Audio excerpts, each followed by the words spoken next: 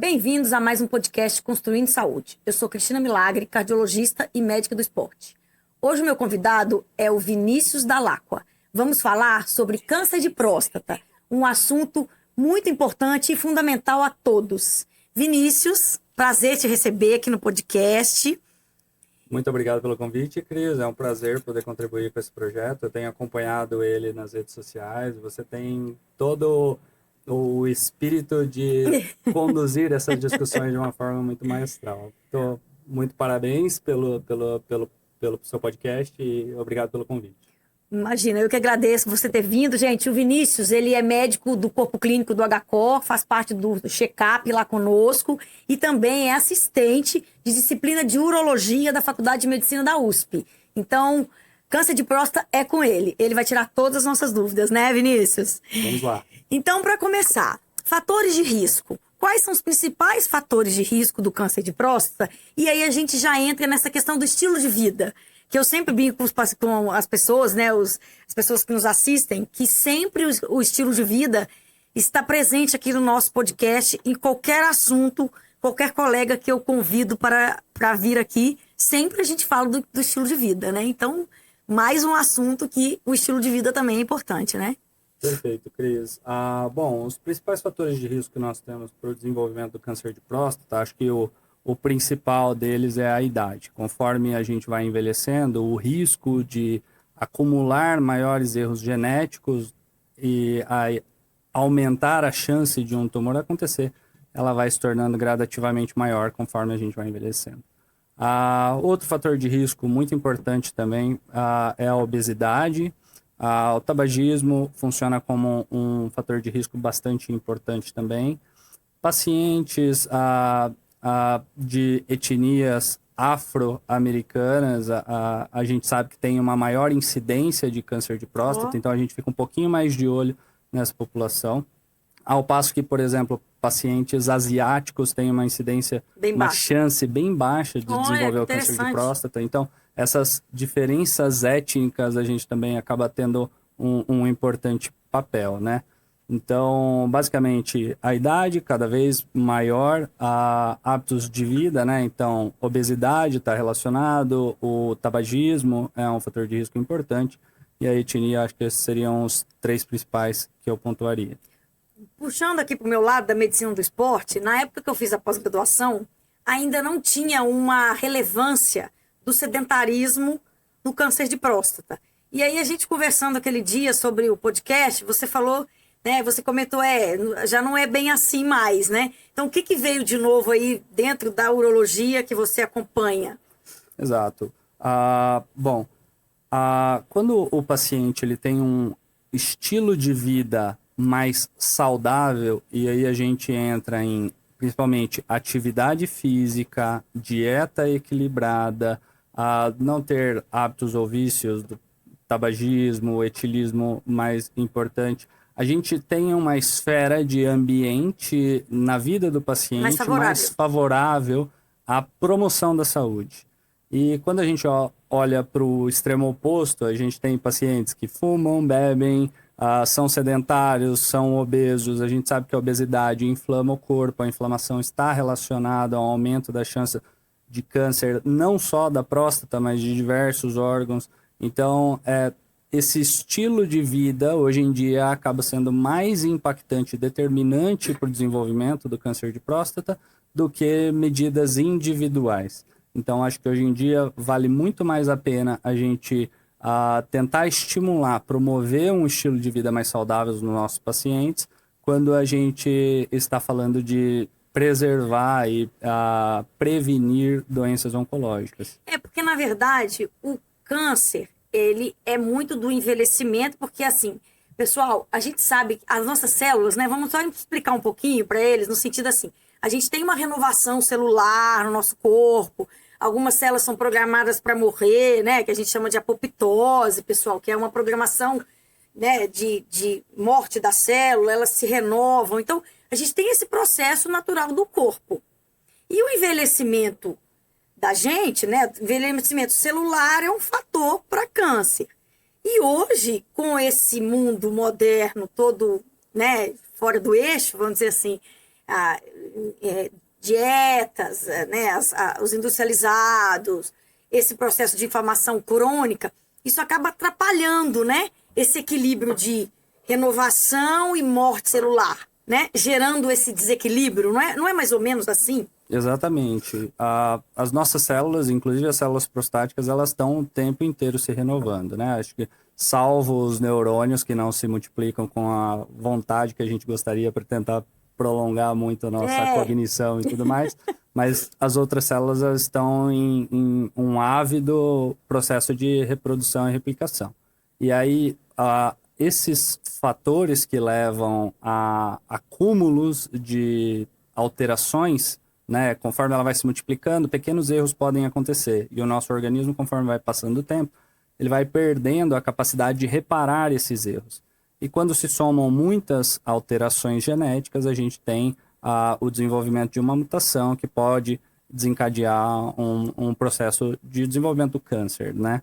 Então, tudo que a gente pode fazer para prevenir esse tipo de alteração e favorecer com que o nosso organismo ele consiga atuar de forma eficiente nessa reparação dos erros genéticos, vai fazer com que a gente fique longe de doenças oncológicas, né?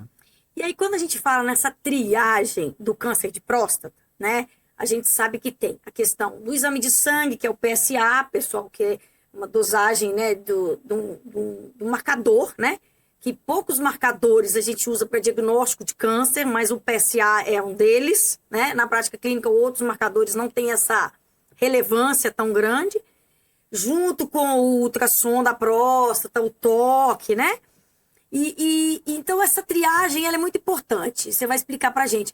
Mas antes de você falar sobre isso, por que a próstata aumenta? Eu acho que muita gente pode querer saber assim, o médico disse que a minha próstata aumentou, mas que é normal para a idade. Como é que funciona isso? Perfeito. Bom, primeira coisa é a gente tentar separar as duas coisas, né? A próstata aumentada não está diretamente relacionada a câncer de próstata. Sim. São duas doenças completamente diferentes. Uma, que é o crescimento benigno da próstata, ela é benigna, que é a hiperplasia prostática benigna. Então, essa doença, ela pode coexistir com o câncer de próstata, mas não que ela vá se desenvolver em câncer de próstata. Então, não é porque a próstata cresceu que você tem câncer. Então, esse é o primeiro ponto. A outra coisa, a próstata, ela cresce basicamente pela ação da testosterona nas células prostáticas. Então, a gente não compreende muito bem a fisiopatologia, mas a gente sabe que a presença da testosterona acaba induzindo a hiperplasia das células, né? E aí, para o pessoal de casa, a hiperplasia é o crescimento celular. E aí, quanto mais células a gente tem e maior a célula, a gente acaba tendo um volume prostático maior. Interessante. E aí, quando a gente pensa, muitos homens falam, não, eu não quero fazer toque, existe toda uma questão, né, da masculinidade, enfim, várias questões aí que os homens preferem ir deixando para lá a questão do toque e fala, não, eu faço só o exame de sangue e faço ultrassom, mas a gente sabe que o diagnóstico pode se perder, né? Exato. Se você não fizer não for por todos os caminhos que a gente precisa ter. Exato. Né? Todo teste diagnóstico, ele tem duas características fundamentais. Um dele é a sensibilidade, que é a capacidade do teste em enxergar a doença. E o outro é a especificidade, né? Quando aquele teste ele está alterado, realmente representa aquela doença. Quando a gente olha a sensibilidade e especificidade do PSA e do toque retal, quando feitos separados, são baixas. Mas quando a gente associa os métodos, a sensibilidade e a especificidade aumenta. Então, a gente não recomenda que seja feito somente PSA ou somente toque retal. A melhor evidência científica que nós temos é da execução dos dois métodos concomitantes. E isso tem um racional. Tumores muito pequenos que não podem ser palpados, a gente consegue detectar pelo PSA. Acaba alterando o PSA e a gente identifica a lesão. E tumores que eles são muito bem diferenciados ou muito bem indiferenciados, ou seja, o tumor é tão agressivo que ele perdeu a capacidade de produzir o PSA, a gente consegue detectar pelo toque retal. Interessante. Então, essa combinação entre o PSA e o toque retal é fundamental para que a gente consiga abranger o máximo e fazer o diagnóstico no momento mais oportuno. Quando a gente fala em triagem, é realmente a partir dos 40 que se começa essa preocupação e a partir dos 45 é o toque, porque lá no check-up do HCOR é assim que funciona. Os pacientes acima de 40 passam com o urologista, fazem avaliação e eu vejo lá quando eu vou fazer o retorno dos pacientes que até os 45, na maioria das vezes, vocês não fazem toque, né? Lógico que tem exceções, mas como que funciona esse screening aí, né? Exato. Bom, quando o PSA surgiu, começou a fazer o screening populacional em todo mundo, baseado na idade. Então, estabeleceu-se um cutoff, né? Um ponto de corte. Então, a partir dos 45 ou a partir dos 50, em algumas séries, começaram a fazer o PSA. E a gente começou a perceber que a gente estava diagnosticando muito mais câncer de próstata do que era necessário para curar uma pessoa. Porque o câncer de próstata ele tem um espectro de apresentação. Desde nunca vai trazer problema para o doente, a gente só vai olhar e vai acompanhar esse tumor, até tumores agressivos. Então, no intuito de tentar diminuir a chance do diagnóstico desses tumores indolentes, que não progridem, que não metastatizam e que muito provavelmente não vão levar esse paciente ao óbito, começou a ter uma personalização de como você deve fazer o screening. E aí, hoje em dia, a gente preconiza olhar para o paciente. Se ele tem 45 ou mais, é recomendável que ele faça PSA e toque retal. Mas se ele tiver abaixo de 45 anos, entre 40 e 45 anos, nós vamos olhar para os fatores de risco. Ou seja, o paciente é tabagista, o paciente é sedentário, o paciente é negro, o paciente ele tem na família histórico de câncer de próstata. Esse é um fator de risco que a gente acabou não falando naquele momento, mas é que é fundamental a história. Olhar para os homens da família que tenham câncer de próstata, olhar para as mulheres da família que tenham histórico de câncer de mama ou câncer de ovário, olhar para toda a família, pesquisar câncer de cólon, pesquisar câncer de pâncreas, tudo isso pode dar indícios para a gente de que aquele paciente pode estar sob um risco aumentado de câncer de próstata.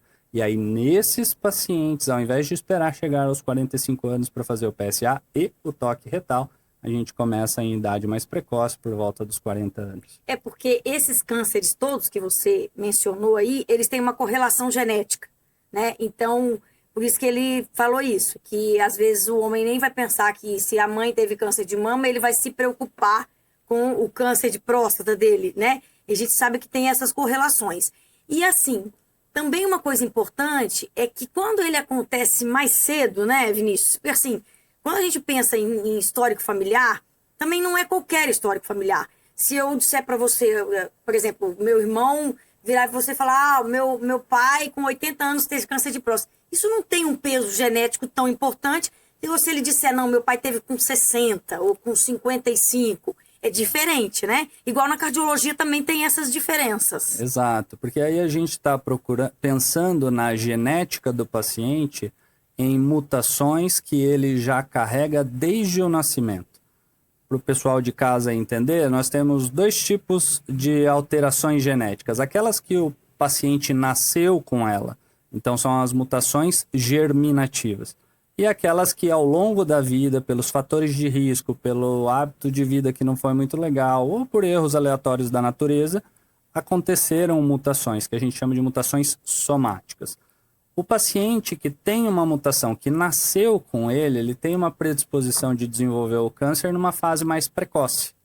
E se ele nasceu com aquela alteração, talvez o irmão dele nasceu, talvez o primo dele nasceu. E por isso que olhar para o histórico dos homens mais velhos na família e ver em que momento aconteceu o câncer de próstata faz todo sentido. Se aconteceu abaixo de 55 anos, e esse é o cutoff que a gente usa para tentar distinguir maior risco e o de menor risco, se aconteceu abaixo de 55 anos, existe uma maior chance da gente ter uma família que tem um gene mutado circulando. Então, a gente precisa olhar para todos os homens dessa família com um olhar muito mais refinado. E no caso, quando é esse câncer mais jovem, em mais jovens, ele tem mais chance de ser mais agressivo? Isso é verdade? Porque a gente sempre fala com os pacientes, olha, tem que cuidar. É diferente você ter um câncer de próstata com 80 anos e às vezes a pessoa vai morrer de outra coisa, não vai morrer do câncer. Às vezes vocês nem tratam, a gente vai chegar lá, né?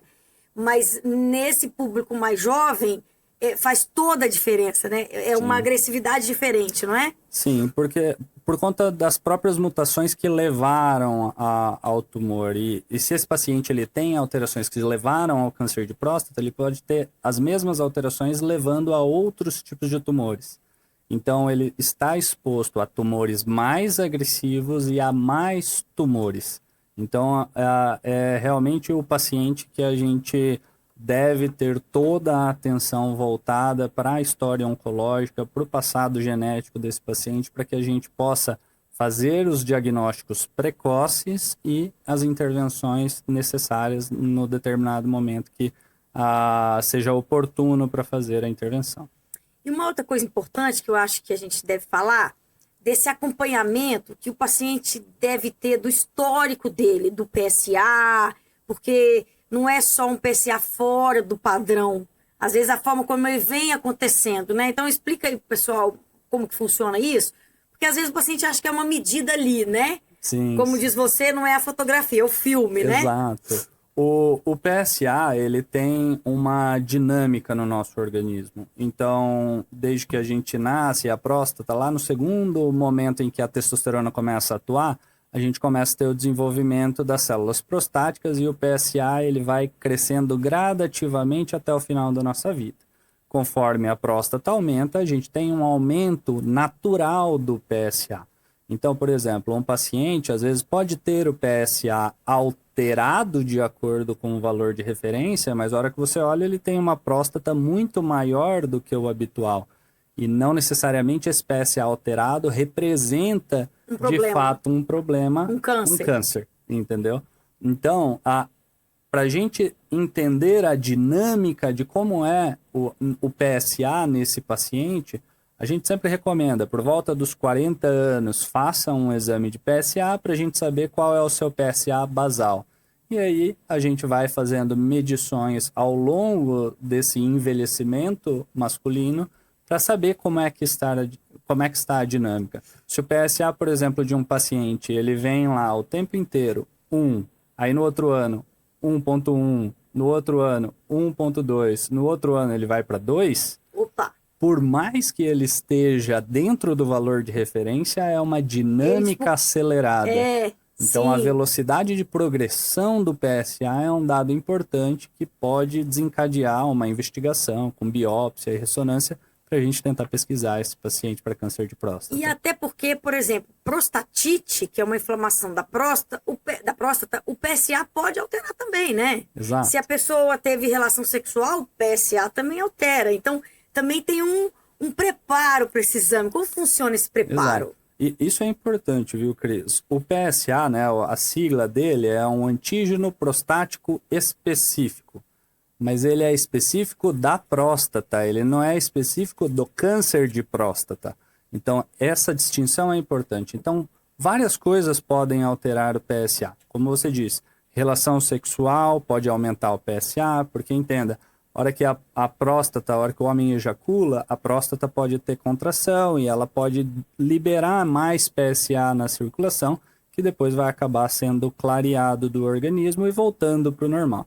Então, antes de colher o PSA, a gente recomenda que não tenha relação sexual por volta de 48 horas antes. Isso também é verdade para quem anda a cavaleira. Então, quem cavalga ou quem anda de bicicleta, quem anda de motocicleta, o fato de andar sentado pressionando a próstata pode aumentar o valor do PSA de forma transitória. Isso não quer dizer que você está sob maior risco de câncer de próstata porque você é um motociclista, porque você pedala. Sim. Mas quer dizer que o seu PSA ele precisa desse refinamento na interpretação para que não desencadeie uma biópsia desnecessária, tá? E a prostatite, aí a infecção da próstata, ele pode aumentar muito o PSA. O PSA passar de 200, 300, 1000 Nossa, até. caramba. Mas ele representa uma doença, uma condição benigna, que você vai dar antibiótico para o paciente, esse paciente vai ficar bem, tá? Mas é algo que a gente tem que, com certeza, interpretar muito bem o exame, né? Lá no check-up, uma vez a Maria Cláudia, que é urologista, né? A gente sempre troca figurinhas, conversa, então a gente vai aprendendo muito, né? E aí ela falou, Cris, é sempre assim, olha, é bem sucinto, mas um PSA alto numa próstata pequena acende a luz. E um PSA alto numa próstata grande, nem sempre vai ser alguma coisa. Na maioria das vezes pode não ser nada mesmo, né? Isso. É mais ou menos isso que a gente está falando, né? Assim, esse histórico, isso aí que você acabou de explicar, né? Esse conceito é importante, ele é o conceito que a gente chama de densidade do PSA. Então, cada grama de próstata vai produzir uma taxa fixa de PSA, aproximado. Sim. 0,07 nanogramas por ml, só para ser mais preciso. Mas quando você tem mais próstata, ao invés de você ter uma próstata de 20 gramas, você tem uma próstata de 200 gramas, Vai o ter muito. PSA vai ser muito maior naturalmente. Então, se você respeitar a densidade do PSA, você consegue também refinar um pouco mais qual é aquele PSA que representa câncer, qual é aquele PSA que não representa câncer. E aí, só extrapolando um pouquinho para coisas mais na dianteira, na ponta que a gente tem visto em termos de pesquisa, duas coisas chamam a atenção. A primeira é a biópsia líquida. Então, uma biópsia que você pode pesquisar na urina ou no sangue do paciente alterações que sejam mais sugestivas de câncer de próstata. Ó, Então, aquele interessante. paciente, às vezes a gente pega o paciente com PSA alterado, toque retal normal, mas o PSA persistentemente alterado. A gente faz biópsia, vem negativo. Faz biópsia, vem negativo. Aí a gente fala, então vamos esperar mais tempo e vamos repetir o PSA. E o PSA progride. Você faz uma nova biópsia, vem negativo. Nada. Existe um teste que chama PCA3, que a gente faz um toque retal um pouquinho mais forte, o paciente urina logo depois e a gente pesquisa o DNA na urina do paciente. Se ele vem com um score de alto risco, a gente tem uma maior chance de ter um tumor e aí a gente insiste na via da biópsia para tentar encontrar essa lesão. Olha só. Se vem negativo, aí a gente pode ficar um pouco mais tranquilo e atribuir essa alteração do PSA a algo benigno. E outra coisa são estratégias de rastreio, né, de pesquisa do câncer na população que a gente tem feito, está sendo iniciado, né, a pesquisa de um score de risco poligênico, ou seja, a gente colhe um pouco de saliva do paciente, ou a gente colhe uma amostra de sangue, estratifica todos os genes que aquele paciente tem, que tem relevância clínica, que a gente conhece a relevância, e classifica esse paciente como alto risco de câncer de próstata, moderado risco de câncer de próstata e baixo risco. Aqueles de alto risco, eles podem ir direto para biópsia e ressonância magnética e biópsia. E quando a gente compara esses dois braços, né, a gente percebe, inclusive, que o score de risco poligênico, ele acaba diagnosticando mais câncer do que a via do PSA e toque retal. Então, é uma nova estratégia, isso é muito recente, saiu em março desse ano o estudo, mas já existe uma tendência da gente, em algum momento, parar de fazer PSA e toque retal como estratégia de rastreamento. Os homens vão gostar bastante disso, né? Eu acho que sim. Porque vai facilitar muito o acesso de alguns que sempre se negam, evitam fazer, né? Exato. Então, eu acho que isso é muito importante, assim, esse entendimento. Então, esse screening aí que ele já falou, né? Básico do PSA, o toque. E aí, quando tem dúvida, tem a ressonância, né? Que tira a dúvida, igual para nós mulheres, tem a mamografia, que tem um nódulo suspeito, aí a ressonância deu boa, você vai seguindo o PSA, né, Vinícius? Sim. E em alguns casos, biópsia. Não é sempre que faz, né? A biópsia, dependendo do resultado, né? Da ressonância, né? Exato. Hoje em dia a gente tem uma tendência de procurar muita evidência antes de indicar a biópsia. Antigamente era PSA ou toque retal alterado, biópsia. Hoje em dia, desde 2017, a gente já sabe que a ressonância magnética é um filtro importante para tentar localizar as lesões. Tá? Então a gente consegue diminuir o diagnóstico daqueles tumores que eu falei que são, vamos dizer assim, bonzinhos, são cânceres, mas eles têm Vão uma evoluir evolução lentamente. muito lenta, de tal forma que às vezes o paciente vai morrer com o câncer, mas não do câncer. Então a gente não quer diagnosticar esses tipos de cânceres para não expor o paciente a complicações do sobretratamento, de excesso de tratamento. Às vezes a gente diagnostica um tumor desse e a gente vai tratar esse paciente porque ele não consegue nem dormir à noite. E às vezes ele pode ficar incontinente, pode ficar impotente, aí pode Você vai piorar a resolver vida um dele. problema, na verdade vai criar outro e ele nem ia ter um dano tão grande desse câncer, vamos dizer assim, Exato. né? E É aí, que é difícil também, né? Essa palavra, assim, né? O impacto. Você fala assim, não, você tem um câncer, mas vai evoluir devagar, tá tudo bem, né? Então, assim, eu falo que hoje, com essa coisa do envelhecimento e o perfil de cada paciente, na oncologia, de forma geral, os tratamentos são diversos. Você vai ser, às vezes, muito agressivo com um paciente de 75 anos e com outro de 75 também você vai ser bem light. Porque Exato. o contexto, aquele paciente é mais restrito, já é uma pessoa mais acamada, ou é um cara, e o outro não, o outro joga tênis, o cara, né, enfim, vai pra competição, é um atleta master, enfim, né? Então, assim, Exato. tudo isso é diferente, né? Quanto mais a gente olha para o paciente, melhor a gente consegue determinar o que é melhor para ele. Eu acho que isso é uma tendência que a gente vem vivenciando na medicina, de ter mais um olhar pro indivíduo do que um olhar em Pra termos doença, do de que tem que fazer, doença. né? Exato. E para o câncer de próstata, isso é verdade. A primeira coisa que você deve fazer logo após o diagnóstico de um câncer de próstata é olhar para o paciente e definir quais são as comorbidades que esse paciente tem, qual é a idade que esse paciente tem, quais os tratamentos seriam adequados para eles, quais desses tratamentos ele suportaria e qual que teria o menor impacto na qualidade de vida dele para prevenir complicações e desfechos desfavoráveis, né?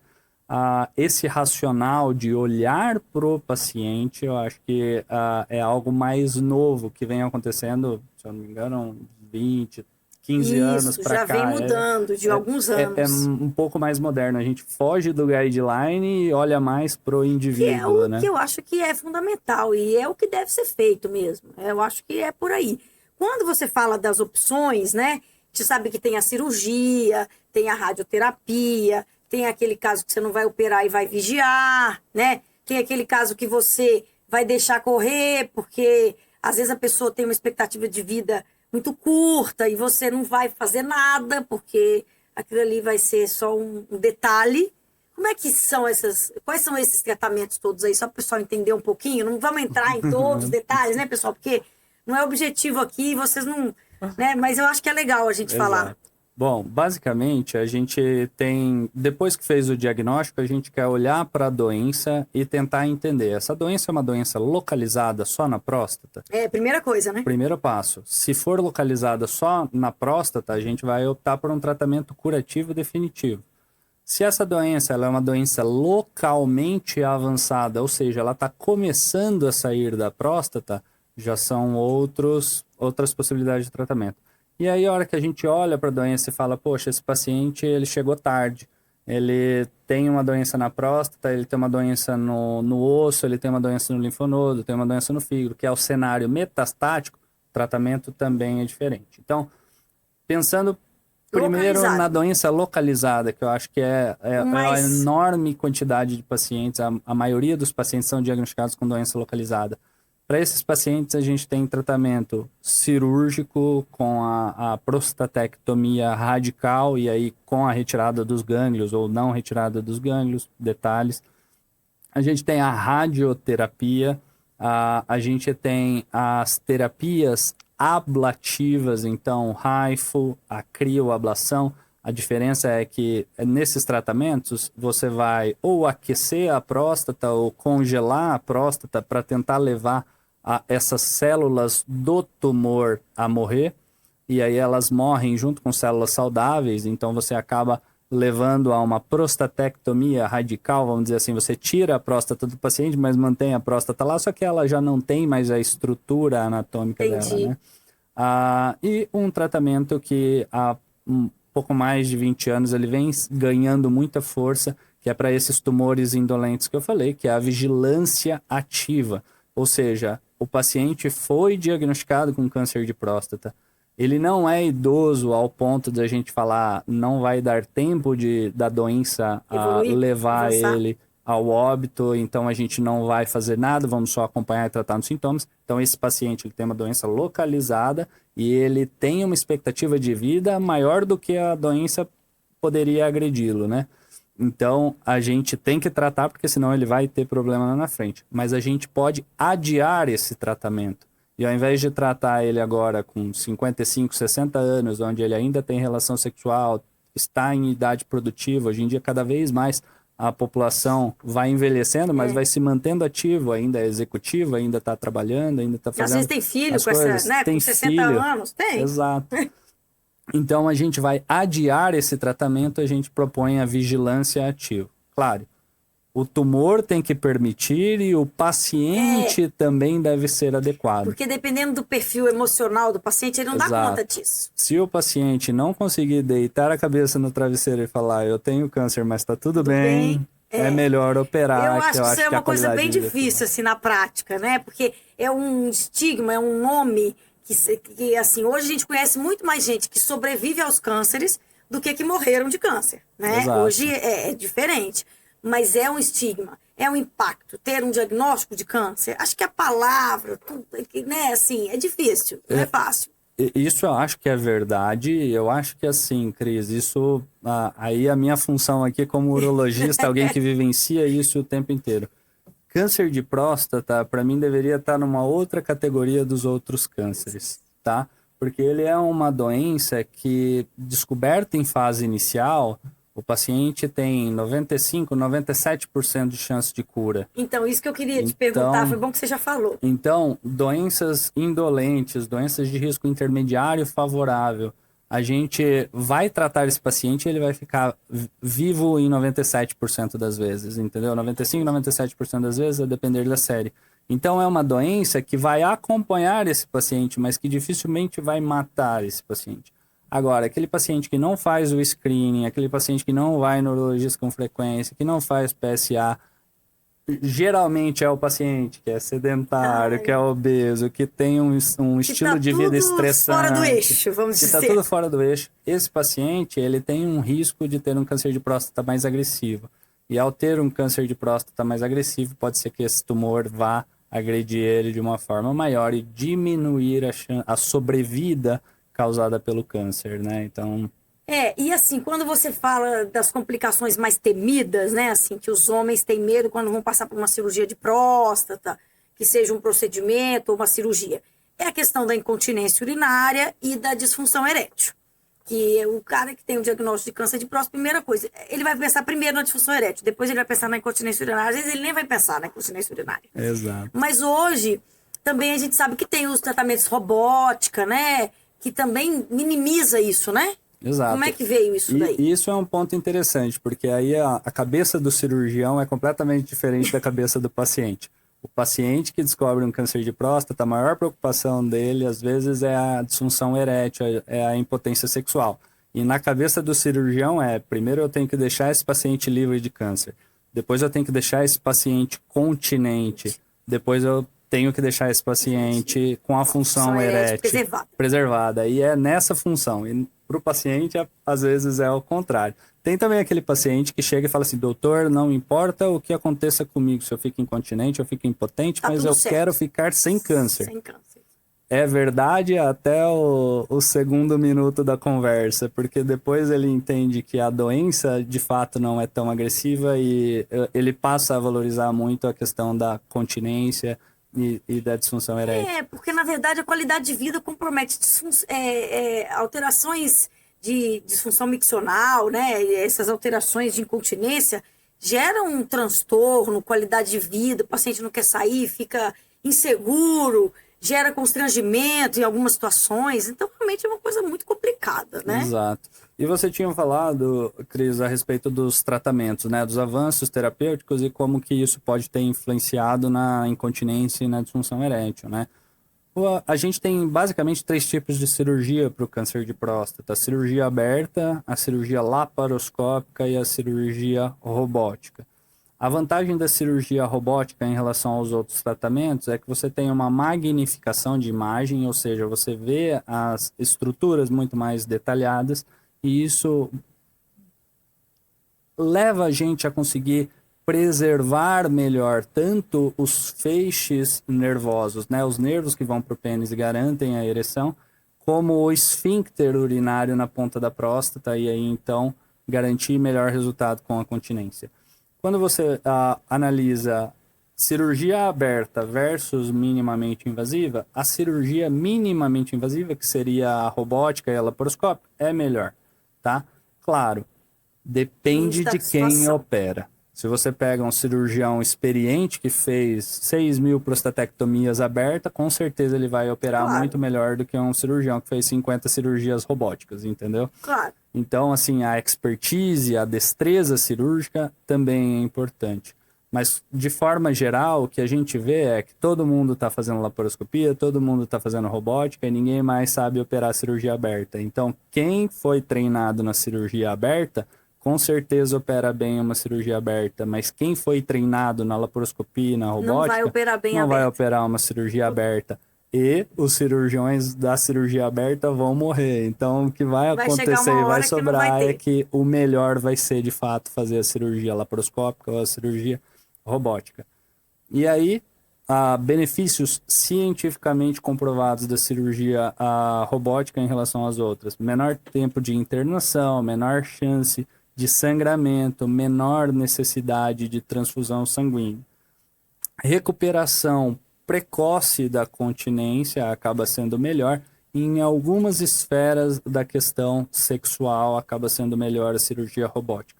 Isso é muito controverso, depende do viés do estudo que você analisa, mas o entendimento da urologia como um todo é que, se tiver a oportunidade, se estiver disponível, se não for algo que vá onerar ou o sistema de saúde ou o paciente, se houver a opção de fazer a cirurgia robótica, acaba sendo melhor. E aí um dia a gente conversando sobre essa questão dos superidosos, né, que tem um câncer de próstata, por exemplo, você pega um paciente, um diagnóstico de câncer de próstata. Antes disso, o screening.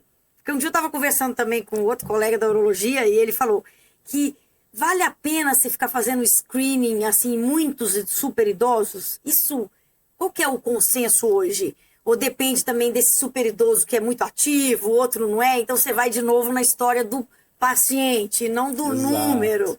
Né? Antigamente, quando a gente pegava os guidelines, ele falava: faça o screening anual dos 45 aos 75 anos. Aí todo mundo se perguntava, por que parar aos 75 anos? E se o câncer se começasse a desenvolver ou for diagnosticado aos 76, aos 78, aos 80? O câncer de próstata ele tem uma evolução muito longa. Então, desde a primeira mutação até o momento em que o paciente tem uma doença metastática resistente à castração, que seria a última linha antes do óbito, demora aí em torno de 18, 20 anos para acontecer. Então, se a gente pega uma população acima de 75 anos e joga 20 anos para frente, ele extrapola muito a expectativa de vida. Claro que, se a gente olhar para os extremos, tem os que morrem muito cedo, tem os que morrem muito tarde. Então, existem pessoas que vão se prejudicar de terem interrompido o screening aos 75 anos. E para outros não vai fazer diferença. Exato. E isso era o que a gente tinha. Então, aos 75 anos, a gente interrompia. Hoje em dia, a gente olha para o indivíduo. Olha para ele, calcula, existe um índice que é o índice de comorbidades de Carlson. A gente estima a expectativa de vida desse paciente. Se a expectativa de vida dele for maior do que 10 anos, aí ele deve fazer o screening. Se ele tiver 80, mas ele joga softball, joga alguma coisa, faz esporte, pratica atividade física, nunca Segue a infartou, vida, nunca teve continua AVC, nem fazendo o nada. screening de Por favor, continue fazendo o screening, porque esse é o paciente que a gente quer levar ele aos 100 anos, É entendeu? claro, é isso Então, eu mesmo. acho que é mais esse olhar pro indivíduo, esse olhar pro paciente que faz toda a diferença em relação ao câncer de Eu próstata. acho que isso é a essência da medicina, né, Vinícius? Eu acho que essa é a essência do cuidar, porque cada paciente é um. Eu falo, cada paciente é amor de alguém, né? Cada paciente tem uma história diferente. E aí a gente tem essas regras na medicina que servem como uma regra geral, né? Igual as diretrizes que a gente. Mas eu falo que o paciente não lê o livro para ter todos os sintomas, para apresentar, né? Então eu acho que essa medicina cada vez mais olhando para o paciente, para todas as questões, essa discussão do que o paciente quer num contexto desse, ele tem o direito, né? Com De certeza. falar, não quero passar por isso, ou quero, enfim. Eu gravei aqui sobre espiritualidade, doenças cardiovasculares com a Salete, e aí é isso, né? Tem pacientes que preferem não fazer um tratamento, enfim, várias situações. Então, eu acho que essa é a gente usar a ciência junto com o cuidado e cuidando desse paciente como fosse o seu avô, como fosse o meu pai, né? Enfim, dessa forma. Porque eu acho que é isso que muda. Exato. Porque não tem jeito. As pessoas vão envelhecer, mas você vai ter o super idoso lá. Eu tenho um paciente de 84 anos que ele corre 7 quilômetros 3 vezes por semana. Não toma nenhum remédio. Então, Aí é outra história, Ah, né?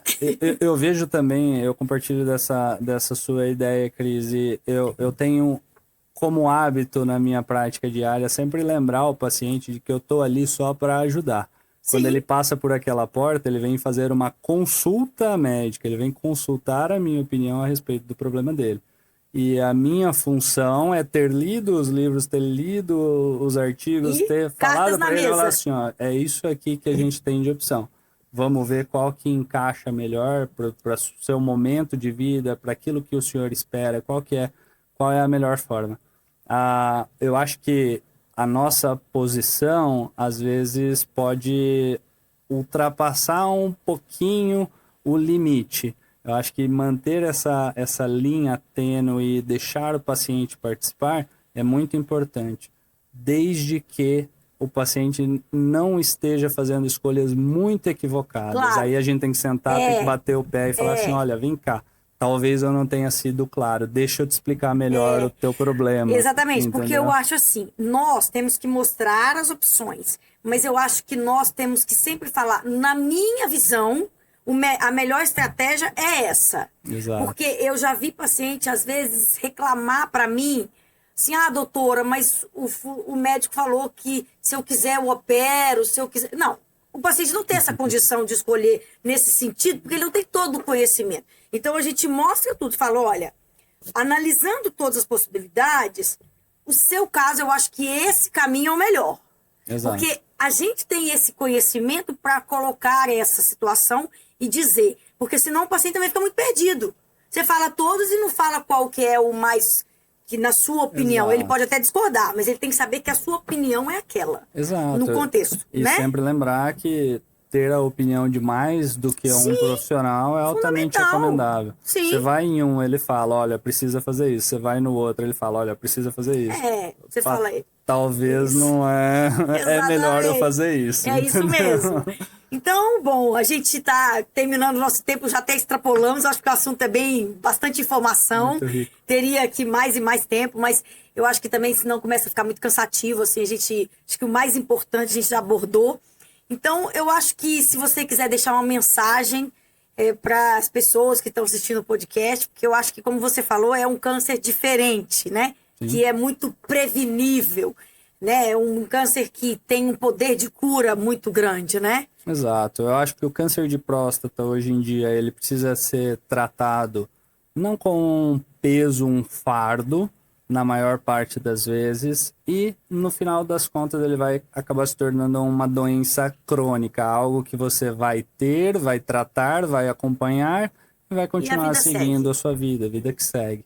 Isso então não coloque um peso maior onde esse peso não deve existir. Claro, não estou falando que câncer de próstata é uma doença boazinha. Existem cânceres de próstata e cânceres de próstata. O que a gente precisa fazer é diagnosticar aqueles pacientes que de fato vão se beneficiar do tratamento do câncer de próstata e sempre buscar estratégias para procurar esse tumor de uma forma mais precoce e refinar o nosso entendimento a respeito disso. Perfeito, Vinícius. Olha, muito obrigada. Foi excelente aí, as suas colocações foram excelentes. Acho que esclareceu muito bem e o nosso objetivo é esse, falar o termo fácil para as pessoas entenderem. Agradeço mais uma vez sua presença, viu? Imagina, Cris, eu que agradeço, fico à disposição sempre que precisar, vai ser um prazer estar aqui colaborando. Tá ótimo. Gente, até o próximo podcast. Ficamos por aqui.